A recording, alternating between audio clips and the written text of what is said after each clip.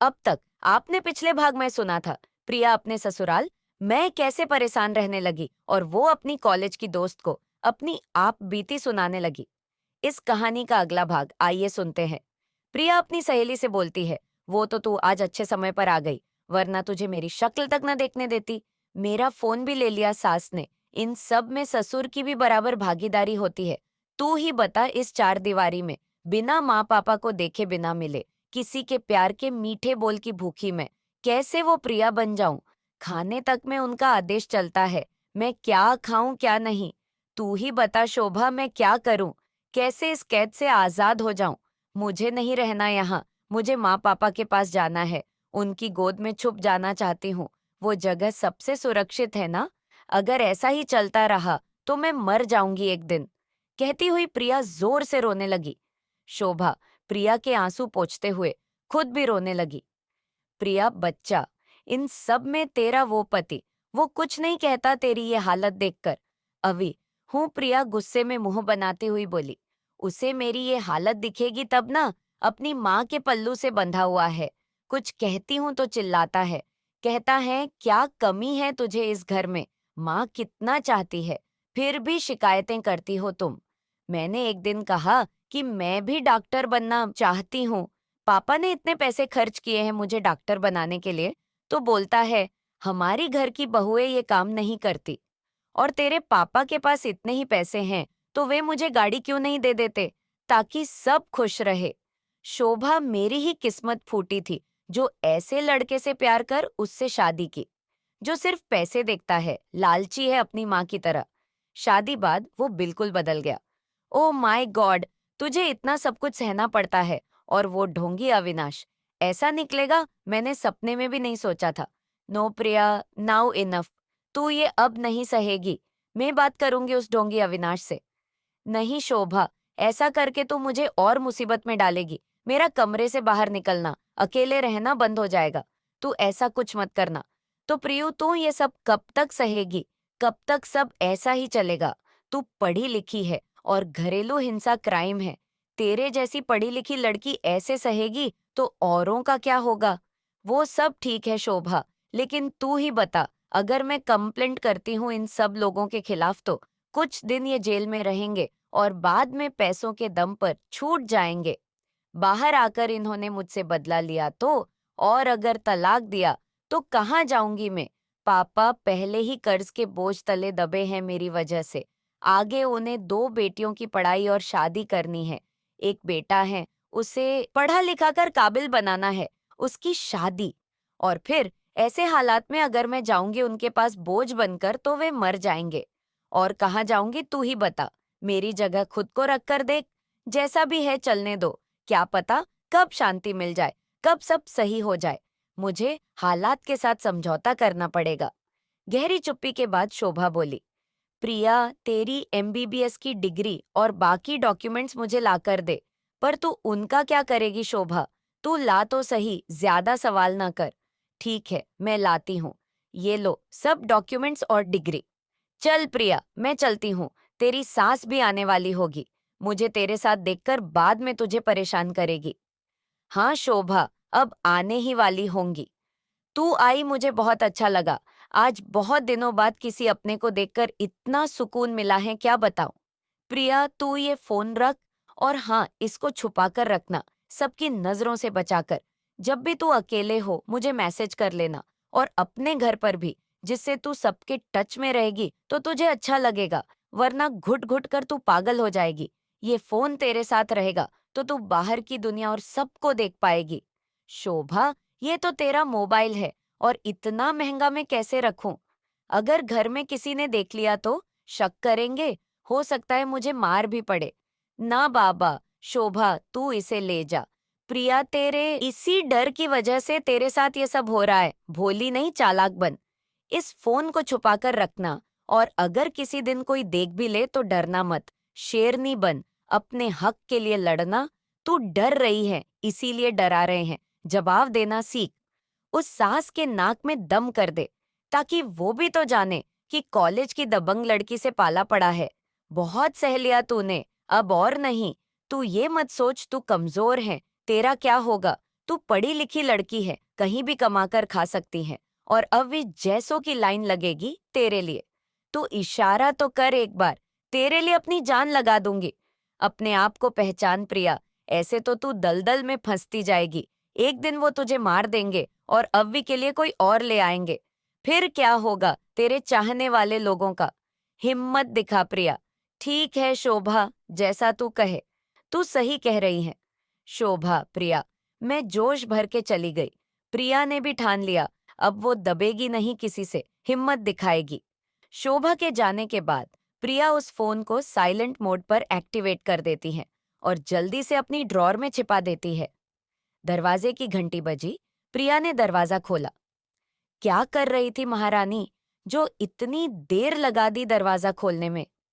TV देख रही होगी, तभी इतनी देर लगी दरवाजा खोलने में। रुचि ने आते ही तानों की बरसात कर दी प्रिया पर प्रिया ने ठान लिया था, अब वह चुपचाप बेवजह के ताने सुनेगी नहीं, बल्कि शुरुआत करेगी अब से ही उसका जवाब देने की। सो अपनी सास के उन तानों का जवाब देते हुए प्रिया बोली, महारानी हूँ, घर की नौकरानी नहीं हूँ जो इंतजार में ही बैठी रहूं कि कब सासू माँ आए और मैं दरवाजा खोलूं। और अगर इतनी ही परेशानी है तो एक काम क्यों नहीं कर लेती, अपने लिए एक पर्सनल नौकरानी रख लो जो आपके हर हुक्म का पालन बिना देरी के कर ले। प्रिया का ये जवाब सुनकर उसकी सास रुचि हक्की बक्की रह गई। थोड़ी देर तो वह प्रिया को ही देखती रही, मन ही मन सोचने लगी कि इसमें अचानक क्या आया कि जो लड़की इतनी ज्यादतियां सहने के बाद भी चुप रहती थी, आज अचानक इसको क्या हुआ जो ऐसा जवाब दे रही है। क्या बोल रही हो ये बहू? ये जवाब देना कहाँ से आया तुम्हें? मेरे जाने के बाद कोई आया था क्या यहाँ? मुझे किसी को जवाब देने के लिए किसी की सीख की जरूरत नहीं है। कॉलेज में मैं एक दबंग लड़की रह चुकी हूँ। यकीन ना आता हो तो अपने बेटे से पूछ लेना। इतने दिन मैं चुप रही, उसका कारण मेरे घर के संस्कार थे। बड़ों का आदर करना, सम्मान करना। बस आपकी इज्जत करने की खातिर मैं चुप रही, सब कुछ सहती रही। पर अब और नहीं। आप न तो सम्मान के लायक हैं और न ही कोई इज्जत के लायक। अब आप देखिएगा, जो आपने मेरे साथ किया है वो मैं कैसे सूद समेत वापस करती हूँ आपको। बहू, रुचि तिलमलाते हुए जोर से चीखी। चेहरा और आंखें एकदम लाल हो चुके थे। तुम्हारा दिमाग खराब हो चुका है, बोल क्या रही हो? जरा भी शर्म और लिहाज बचा है तुम में? आने दो, आज सौरभ और रवि को, वही देख लेंगे क्या करना है। रुचि प्रिया को डराना चाहती थी। वह सोच रही थी अव्वी और सौरभ के नाम से प्रिया डर जाएगी और उससे माफी मांगने लगेगी, पर ऐसा हुआ नहीं। प्रिया डरने की बजाय एकदम सहज खड़ी मुस्कुरा रही थी। सासू माँ, चीखिए मत, आपकी सेहत के लिए अच्छा नहीं है। और गुस्सा भी मत करिए, क्योंकि मैंने जो अभी कहा है एकदम सही कहा है। बहुत हुई आपकी तानाशाही। और हाँ, अभी और पापा जी के नाम से मुझे डराने की कोशिश मत कीजिएगा। अब देखेंगे आप अपनी बहू का नया रूप। कहते हुए प्रिया अपने कमरे में चली गई। रुचि अभी भी अवाक खड़ी यही सोच रही थी कि आखिर ऐसा हुआ कैसे। इस डरी सहमी सी लड़की में इतनी हिम्मत कहाँ से आई? जरूर कुछ तो गड़बड़ है। आने दो आज अवी और सौरभ को, उन दोनों को बताऊंगी, वही निकालेंगे इसकी सारी हिम्मत। रुचि किचन में जाकर पानी की बोतल फ्रीज से निकालकर पूरी बोतल एक घूंट में पी जाती है। अपने रूम में जाकर लेट जाती है। आंखें बंद करती हैं तो उसे वही दृश्य आंखों के सामने नजर आता है।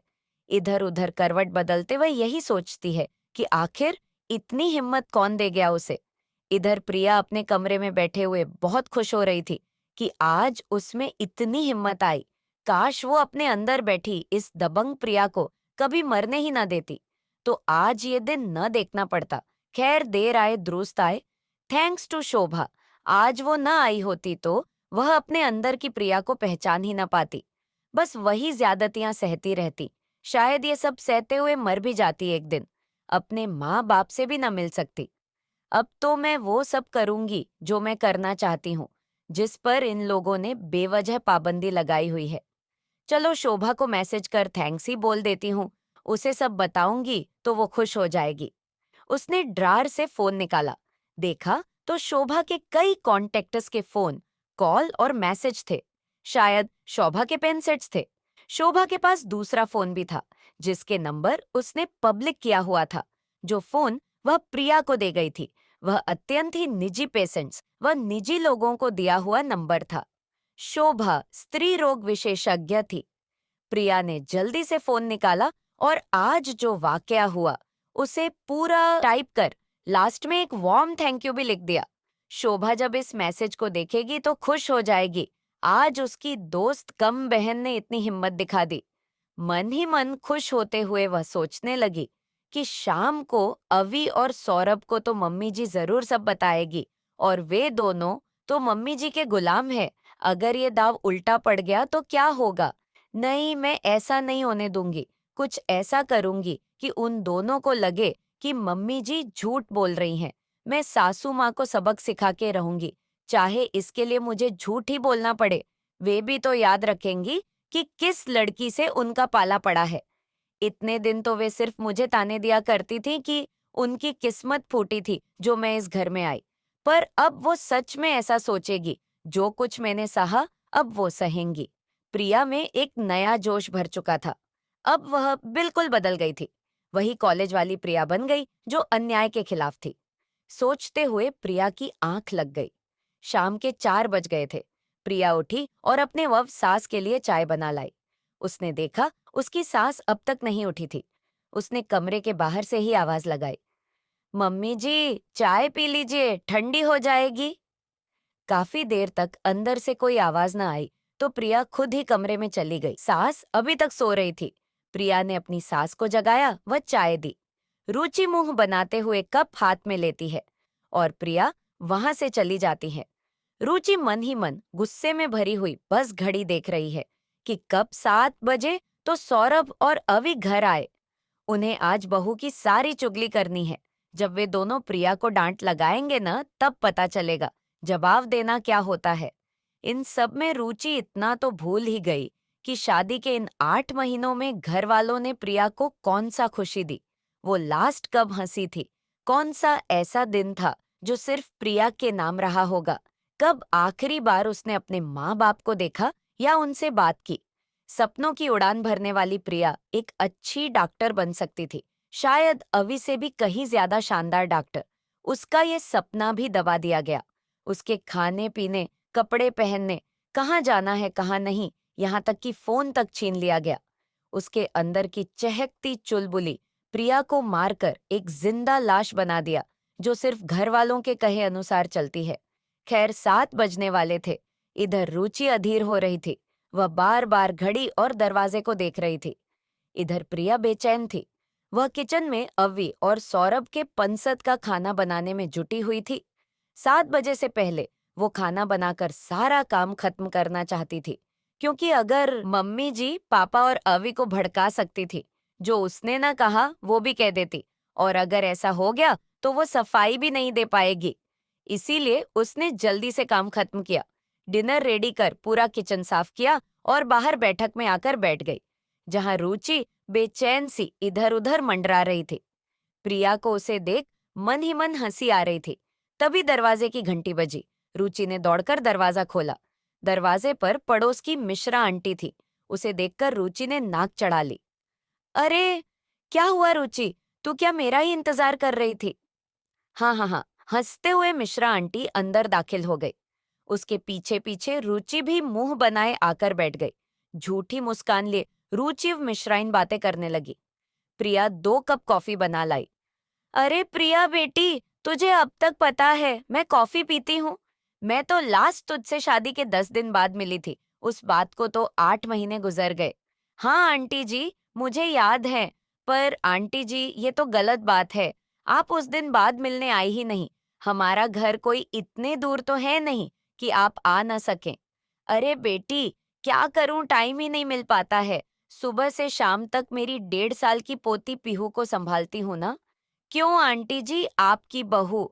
बेटा वो जॉब करती है कंपनी में, उसे इतना समय कहाँ। फिर भी मेरे लिए घर में इतना सा काम नहीं छोड़ती। सुबह सारा काम खत्म करके जाती है और शाम को लौटकर वही काम करती है। मैं तो कितना समझा चुकी हूँ उसे कि या तो एक नौकरानी रख ले या मुझे करने दे काम। पर मानती ही नहीं, कहती है मम्मी जी न तो आपकी उम्र है अब काम करने की, और न मैं इस घर और आपको किसी नौकरानी के हवाले करूंगी। आज वो जल्दी घर आ गई तो पीहू को उसके हवाले कर में भी यहाँ मिलने चली आई।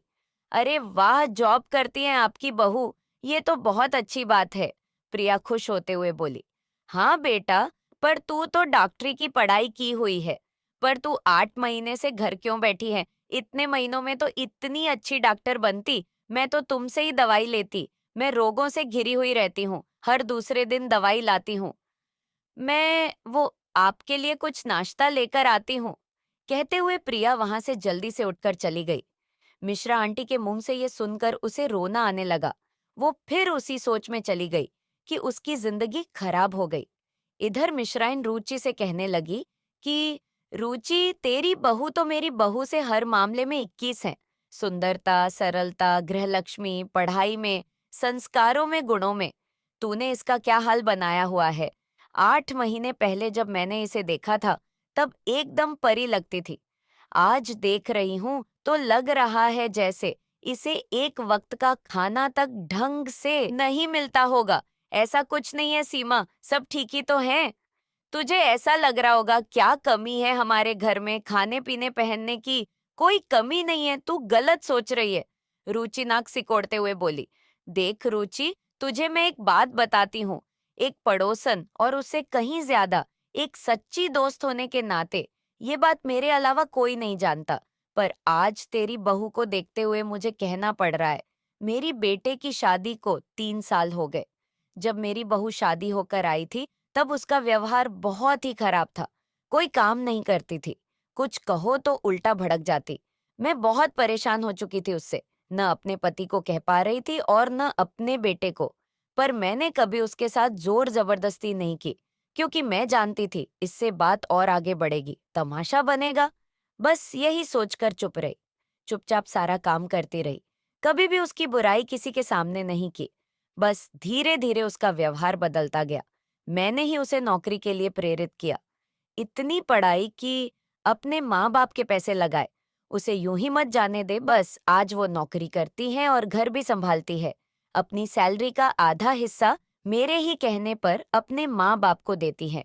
उन बेचारों के और कोई औलाद नहीं है और न कमाने का जरिया। बस वे भी खुश और हम भी।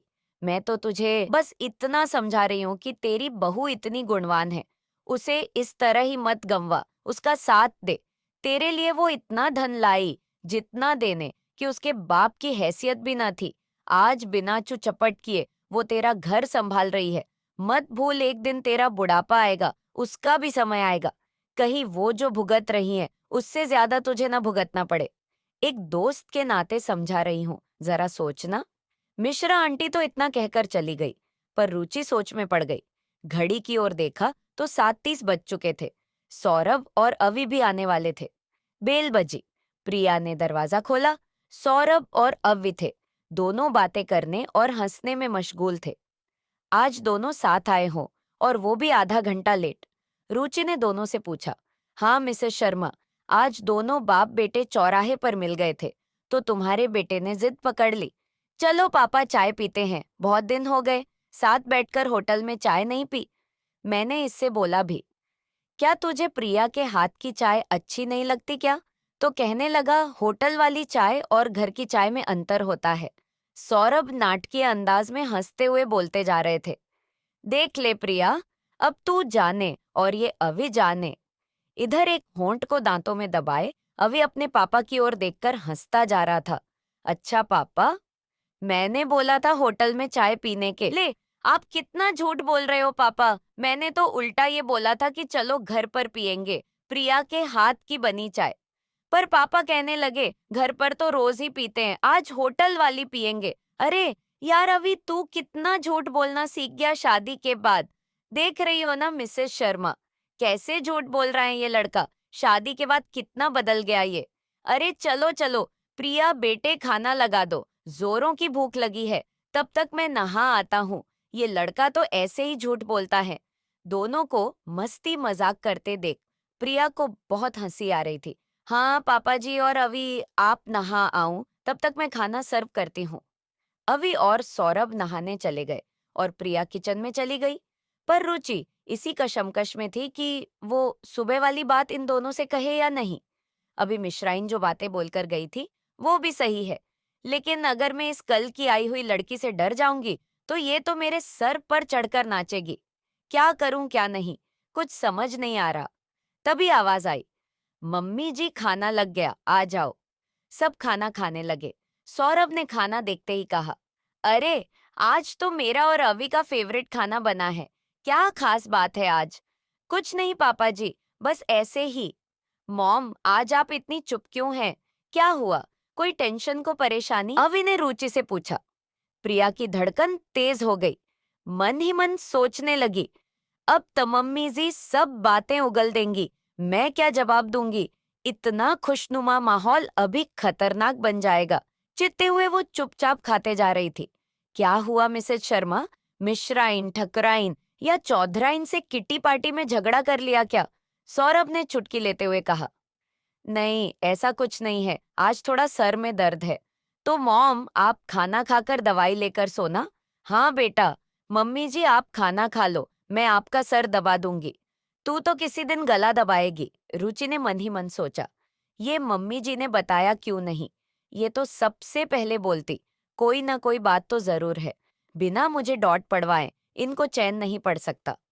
क्या बात हो सकती है? कहीं मेरी धमकी से डर तो नहीं गई? सोचते हुए हंसने लगी। नहीं, ऐसा तो नहीं हो सकता कि मुझसे डर जाए। पर क्या बात हो सकती है? खैर कोई भी हो, जाने दो, मुझे क्या। सब खाना खत्म कर सोने चले गए। प्रिया भी बर्तन साफ कर सोने चली गई। अवि से बात करते करते 11 बज गए। अवि सो गया, पर प्रिया को नींद नहीं आ रही थी। वो सोच रही थी, उसने आज सही किया या गलत। उसे अपनी सास से इस तरह बात करना नहीं चाहिए था, पर उसकी क्या गलती? सास ने मजबूर किया इस तरह बात करने के लिए। न जाने सोचते हुए कब नींद आ गई। सुबह उठकर जल्दी जल्दी नाश्ता रेडी किया। अवीव ससुर का टिफिन पैक कर दिया। दोनों के ऑफिस जाने के बाद वह कमरे में चली गई। उसे शोभा के मैसेज का इंतजार था। फोन में काफी मैसेज आए हुए थे।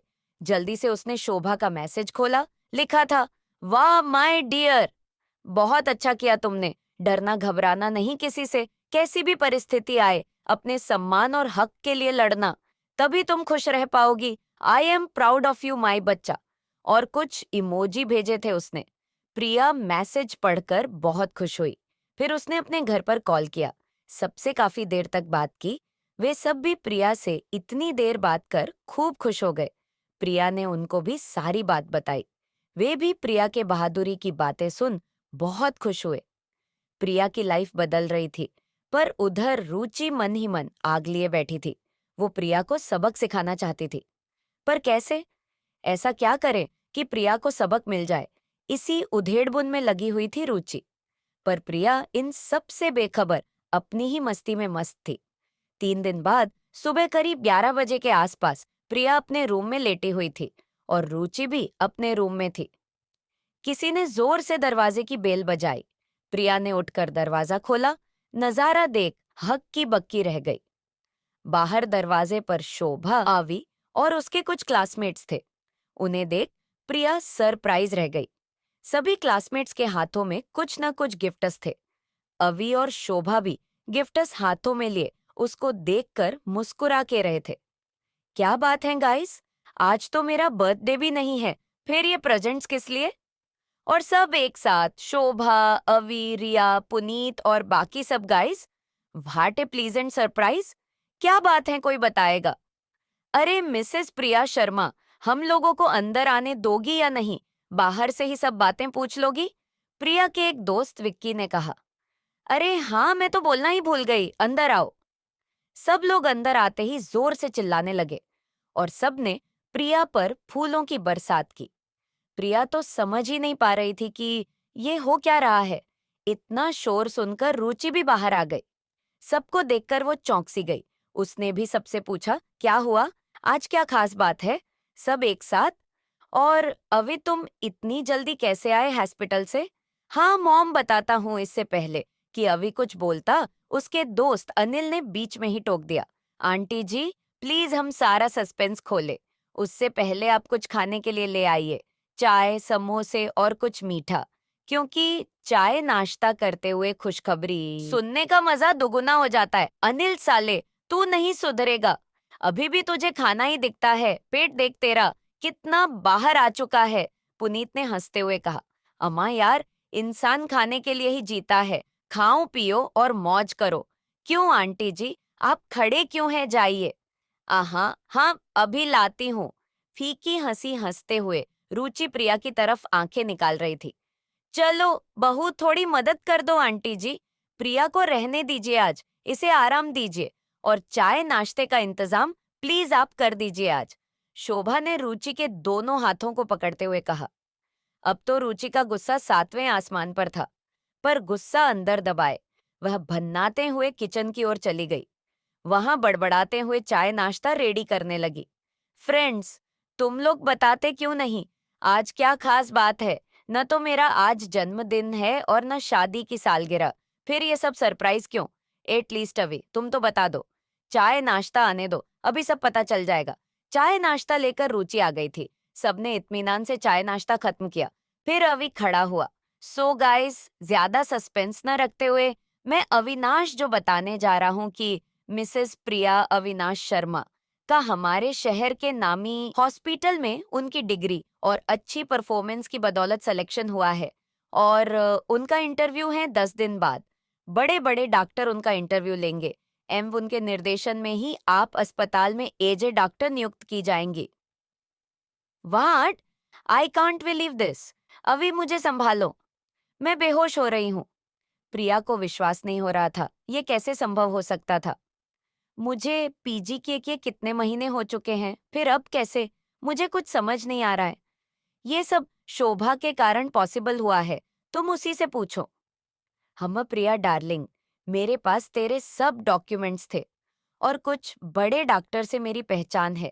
मैंने उन्हें जब बताया कि एक होनहार भावी डॉक्टर अपना कैरियर यूं ही तबाह कर रही है, तो बस उन्होंने ही तुम्हें ये अपॉर्चुनिटी दी है। अब अपना कैरियर तबाह मत करो एक हाउसवाइफ बनकर। बाहर निकलो और देखो, दुनिया को तुम्हारे जैसे डॉक्टर की जरूरत है। प्रिया को सब समझा रहे थे और उसमें भी जोश भर चुका था। इधर रुचि मन ही मन कुढ़ने लगी। नहीं, ये नहीं हो सकता। मैं इस लड़की को किसी भी कीमत पर डॉक्टर नहीं बनने दूंगी, चाहे कुछ हो जाए। अरे आंटी जी, आप चुप क्यों खड़ी हैं? आप कुछ नहीं कहेंगी इस इतने बड़े खुशी के मौके पर, रिया ने कहा। रिया, तू भी कैसी बात कर रही है? आंटी जी अपना स्पीच अभी जाया नहीं करेंगी। वे जब प्रिया डॉक्टर बन जाएगी तब एक शानदार पार्टी देंगी, तब बोलेंगी। क्यों आंटी जी, सही कहा ना? पुनीत ने कहा। हाँ हाँ बेटा, पार्टी, हम पार्टी देंगे। सब ने प्रिया को गिफ्ट्स दिए और काफी देर बातचीत और सब प्रक्रिया समझाने के बाद सब चले गए। रुचि भी रूम में चली गई। अवि और प्रिया एक दूसरे को देखकर बहुत खुश हो रहे थे। दोनों ने एक दूसरे को हग किया और अवि ने प्रिया से कहा, आई love you Priya, today I am very very happy. मेरी लाइफ का सबसे खुशी वाला दिन है आज। तुमने आज जो खुशी दी है, मैं बयान नहीं कर सकता। तुम अब डॉक्टर बन जाओगी, सब सम्मान करेंगे तुम्हारा और मेरा। कितना रुतबा होगा ना। अवि, लेकिन क्या मम्मी जी और पापा जी मानेंगे? उन्हें क्या प्रॉब्लम होगी यार, वे तो उल्टा खुश होंगे, उनकी भी तो इज्जत बढ़ जाएंगी ना। चलो मैं चलता हूँ हॉस्पिटल, शाम को रेडी रहना, हम मूवी और डिनर के लिए जा रहे हैं। See you soon, bye. Okay Avi, I will, bye. बनावटी मुस्कान ली प्रिया ने अवि को बाय किया। वो जानती थी अवि झूठ बोल रहा था, क्योंकि एक दिन उसने ही कहा था कि हमारे घर की बहुएं जॉब नहीं करती, और आज ये खुश होने का बहाना कर रहा है। वो ये भी जानती है उसे ये सब डॉक्टर नहीं बनने देंगे, कोई ना कोई नाटक जरूर रचेंगे उसे डॉक्टर बनने से रोकने के लिए। पर अब वो किसी के रोके रुकने वाली नहीं है। वो अब लड़ेगी अपने सम्मान के लिए। शाम करीब 6 बजे अवि ने फोन किया। लैंडलाइन की घंटी बजी तो रुचि दौड़ते हुए गई और फोन पिक किया। हेलो, कौन बोल रहा है? हेलो मॉम, मैं अवि बोल रहा हूँ। प्रिया कहाँ है? किचन में है, डिनर रेडी कर रही है। अरे मैंने उसको बोला था ना, रेडी रहना, शाम को मूवी और डिनर जाएंगे। आप बात करवाओ मेरी उससे। 1 मिनट बेटा, किससे पूछकर तुमने ये मूवी और डिनर का प्लान बनाया है? मॉम, इसमें पूछना क्या है? आज उसका सिलेक्शन हुआ है तो थोड़ा तो बनता है उसके लिए। बेटा, तुम घर आ जाओ, फिर बात करते हैं। मॉम, आप उसे बोल तो दो रेडी हो जाए। ओके। इतना बोलकर रुचि ने फोन काट दिया। इसका अब कुछ तो करना पड़ेगा, वरना ये लड़की हमारा इस घर में रहना दूभर करेगी। रुचि तिलमिलाई हुई किचन की ओर लपकी। कहाँ जाने की तैयारी की जा रही है आज मैडम? रुचि गुस्से में बोली। कहीं भी तो नहीं मम्मी जी। अब ज्यादा भोली भी मत बन। फिल्म और डिनर के लिए जा रही है ना? मुझसे बिना पूछे प्लान बनाया कैसे तुमने? देखिए मम्मी जी, न तो ये मेरा प्लान है और न मैं कहीं जा रही हूँ। ये आपके बेटे ने तय किया था, आप उसी से पूछना। सुन लड़की, तू जो ये डॉक्टर बनने का सपना देख रही है ना, नहीं बन पाएगी। जब तक मैं जिंदा हूँ तब तक तो नहीं। डॉक्टर तो मैं बन कर रहूंगी, चाहे जो हो जाए। आप चाहे जो कर लीजिए। तू डॉक्टर एक ही शर्त पर बनेगी, अपने बाप को बोल अवी को गाड़ी दे। 6 महीने का समय दिया था और 8 महीने हो गए। मम्मी जी, मैं डॉक्टर बन जाऊंगी तो आपको गाड़ी ला दूंगी। पापा की इतनी हैसियत नहीं है कि वो गाड़ी खरीद के दे सके। जब हैसियत थी ही नहीं तो शादी क्यों की इस बड़े घर में? सब जानती हूँ मैं तुझे और तेरे बाप को। अमीर लड़का देखा नहीं कि डोरे डाल लिए। और वो तेरा बाप, उसके तो मजे हो गए। लड़की ने अच्छा लड़का फंसा लिया। यही संस्कार देता है तुम सबको। जब पैसे खर्च नहीं कर सकता तो पैदा क्यों करता है? यहाँ मेरे मत्थे मड़ गया। मेरी ही किस्मत खराब थी जो तुझे इस घर की बहू बनाने की इजाजत दे दी मैंने। कोई और आती तो इस घर को स्वर्ग बना देती। तेरे आने से तो लगता है जैसे नरक बन गया है मेरा घर। बस मम्मी जी जी बस, रूंधे गले से प्रिया बोली। चुप कर, सुनना पड़ेगा तुझे आज। रुचि गुस्से में सुध-बुध खो बैठी और उसने प्रिया के बाल कस के पकड़ ले। देख लड़की, ज्यादा होशियार मत बन और सुन सच्चाई तेरे घर की। सब मालूम है मुझे। अगर तेरी शादी इस घर में न हुई होती, न तो तेरा बाप सौदा करता तेरा। देखना तेरी बहनों की शादी वो इसी तरह से करेगा। कंगला और कर भी क्या सकता है? मेरे अवी पर तो जादू टोना किया होगा ना तुमने, तभी उसे कुछ दिखाई नहीं देता था तुम्हारे अलावा। तू क्या समझी थी इस घर पर राज करेगी? मेरे रहते तो तू अपनी पंसद का खा पी नहीं सकती तो राज क्या करेगी? उस दिन ऊंची आवाज में बात कर। तू क्या सोची मैं डर जाऊंगी? मम्मी जी, ये आप क्या बोल रही हो? गुस्से में आप आपा खो बैठी हो। आप कहेंगी मैं वैसा ही करूंगी। आपके हाथ पैर जोड़ती हूँ मेरे माँ बाप के लिए। एक शब्द भी गलत मत बोलिए। चाहे मुझे 1000 गाली दे दीजिए, मुझे आप घर से निकाल दीजिए, पर उन्हें कुछ मत कहिए। वो देवता है मेरे और मैं उनके लिए एक शब्द नहीं सुन सकती। अरे जा, कंगले की बेटी और गुरूर राजकुमारी सा। मेरे न बोलने से सच्चाई नहीं बदल सकती। इतना कुछ कोई और सहती तो अब तक जहर खाकर मर चुकी होती। पर तू न जाने किस मिट्टी की बनी है। कितना भी टॉर्चर कर लो, मुई मेरे सीने पर बैठी है। मर क्यों नहीं जाती ताकि पीछा छूटे, मैं अवी के दूसरी दुल्हन तो ला सकूं। मान जी, ये आप क्या बोल रहे हो? प्रिया भरे गले से बोल रही थी। आंखों से आंसू टपक रहे थे। मैंने आपका क्या बिगाड़ा है? आप जैसा कहती हैं वैसा करती हूँ। जो आप लोगों को पसंद न हो वो काम कभी नहीं करती। 8 महीने हो चुके हैं मुझे मम्मी पापा भाई बहनों से बात करे, फिर भी आप इतना टॉर्चर क्यों करती हैं? सुनना चाहती है ना? मेरी शुरू से इच्छा थी मेरे अव्वे की शादी में भर भर के दहेज आए, जिसमें सोना चांदी के जेवरात, लग्जरी गाड़ी, महंगा फर्नीचर आए। मैंने अव्वी के लिए लड़की पसंद कर ली थी, एक अमीर घर की लड़की जो मेरे हिसाब से चलती, क्योंकि मुझे ज्यादा पढ़ी लिखी बहू नहीं चाहिए थी। पर उसने तुझे पसंद किया। तुमसे तो मुझे उसी दिन से नफरत है जब से तुम इस घर में आई हो। मेरा सुख चैन सब छीन लिया तुमने। तेरे बाप ने वादा किया था ना गाड़ी देने का, वो तो अब तक पूरा किया नहीं उसने। धोखेबाज खानदान के लोग हो तुम। मम्मी जी, सिर्फ एक गाड़ी के लिए आप इतना कुछ सुनाती हैं, मेरे साथ इतना भद्दा सलूक करती हैं। ए लड़की, सिर्फ गाड़ी नहीं, मेरी फैमिली की रेपुटेशन का सवाल है। सब सहेलियों और समाज के सामने मेरी इज्जत गई है तुम्हारी वजह से। वो सब वापस तभी आएगी जब दहेज पूरा होगा। मेरी सहेलियां तो आज भी मजाक बनाती हैं मेरा। कहती है तेरा तो टेस्ट ही खराब है, जो इस गरीब लड़की को ब्याह के लाई है। एक से बढ़कर एक लड़कियों की लाइन लगती है अभी के लिए। किट्टी पार्टी में मजाक बनता है तो चोट लगती है यहाँ यहाँ मेरे दिल में। पर तुम क्या समझोगी ये किट्टी पार्टी क्या होती है, सोसाइटी में इज्जत क्या होती है? कहकर रुचि बाहर चली गई। पर प्रिया वहीं बैठी बैठी रोने लगी। बेसुध हो चुकी थी वह। कुछ समझ नहीं आ रहा था क्या करें और क्या न करे। गैस पर रखी सब्जी और दाल भी जल गई। पर प्रिया को कुछ होश न था। तभी लैंडलाइन की घंटी बजी। प्रिया बदहवास सी बैठी थी। आखिरी रिंग में उसने फोन उठाया। अभी था फोन पर।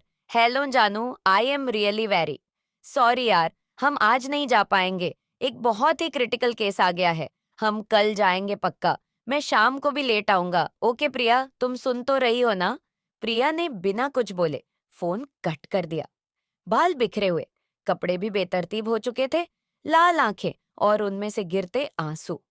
बेहोशी की सी हालत में प्रिया किचन में गई, गैस बंद किया और अपने कमरे में चली गई।